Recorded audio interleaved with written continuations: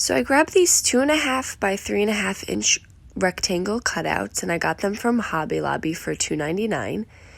They came 8 in a pack, and I'm going to be using 6 of them. And I started by painting them all with Goldenrod from Wise Owl Paint. Once they were all painted and dry, I found these alphabet stickers from Hobby Lobby. They were $9.99, and then I used my 40% off coupon. And they had so many different pretty colors and designs.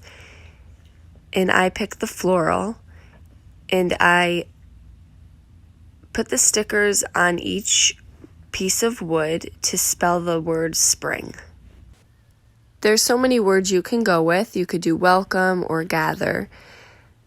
And then I grabbed my Wise Owl varnish, and using a Gen foam brush, I applied the varnish on top of the stickers to keep them from lifting.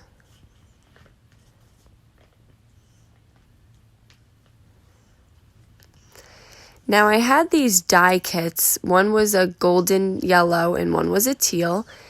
And I took a little bit of each. It's like a powder, and you mix it with some water. And then I grabbed a handful of beads and put some larger ones in the teal and then smaller ones in the yellow. And I found this canvas banner from Michael's. It was $9.99, and then I used my 50% off coupon. And then I hot glued each letter onto its own canvas.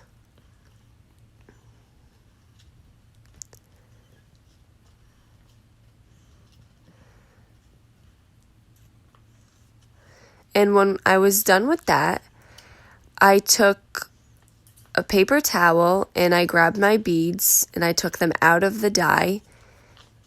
I dried them off and then put them in a cup. I'm going to be using 14 yellow and 7 of the teal.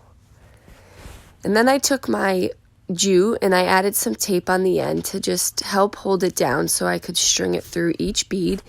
And I started with a yellow, a teal, and then a yellow, and then I would put a letter canvas on. And I just repeated those steps so that each canvas banner had a yellow, teal, and yellow bead in between.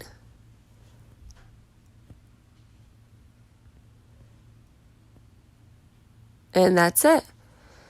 And now I have a spring banner that I could hang off a mantle, on a wall, across a buffet.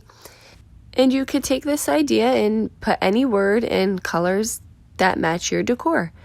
So thank you so much for watching, and paint products can be found at chalkitupfancy.com.